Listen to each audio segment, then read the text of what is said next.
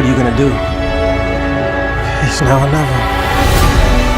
So, Nickle Boys follows two boys, Elwood and Turner. We start out with Elwood, and he's a really great kid. He's intelligent and he's kind. He is on his way to college, his first day of college, when he ends up in the wrong place at the wrong time and gets accused for a crime that he didn't commit. He gets taken away from his grandmother Hattie and sent to Nickle Academy, a reform school, where he meets Turner.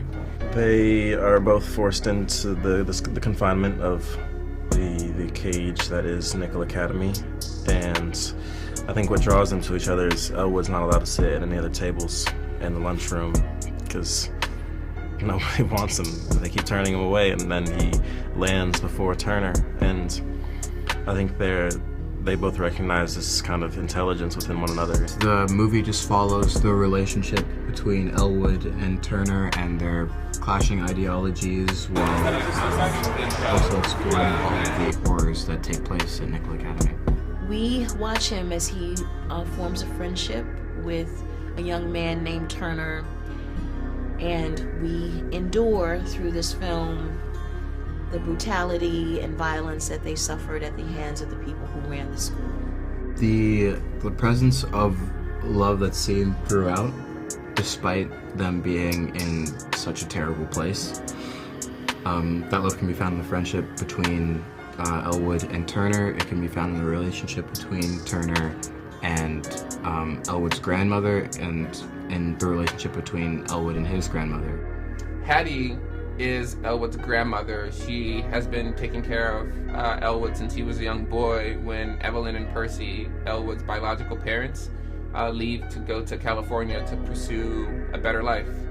And yeah, Hattie's where Elwood gets his sense of love, where he gets his sense of self, where he gets his confidence, and the single star that he orbits. She's in love with her grandson, and she has the love of her life taken from her. She believes in him. Elwood is an up and coming activist. He's an intelligent child. She believes in his future, and then in a way she has to become his future. Blowing a bubble, the largest bubble he can possibly blow, because that's what he does. And Harper here will be popping it, kind of swinging back with the back of his right hand, playfully popping the bubble. And Turner will then look over at Fred. Fred will give him a nod or give him some sort of acknowledgement of the playfulness, and then they'll continue on their way. What drew me to working on the film was the possibility of working with Ramel Ross, who I believe will go down in the annals of history as being one of our most important filmmakers and makers and photographers to ever do it. He is reinventing how we think of the camera in its use with screen and on the screen, and with film and with photography. And I'm fascinated by it, and I just think it's just extraordinary work. Sentient point of view is what Jomo and I came up with to call the way that we wanted to use the camera. POV is something that's well known. It's in action footage, it's in pornography, it's in a variety of different cultural spaces, but it has this sort of attempt at seeing the world in this really wide frame, and it doesn't focus so much on the processes that are involved in vision and the ideas of consciousness, which have more to do with attention than they do with field of view. And so sentient point of view is something that extends from observational logic, which is just how I called the camera use in Hell County this evening. It's using the camera as an extension of consciousness. It's trying to bring the camera into the body and make it an organ.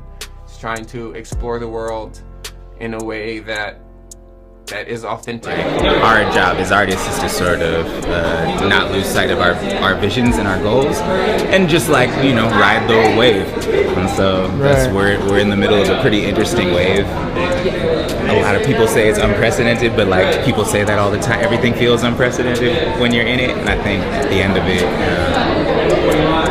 ultimately you have to believe that like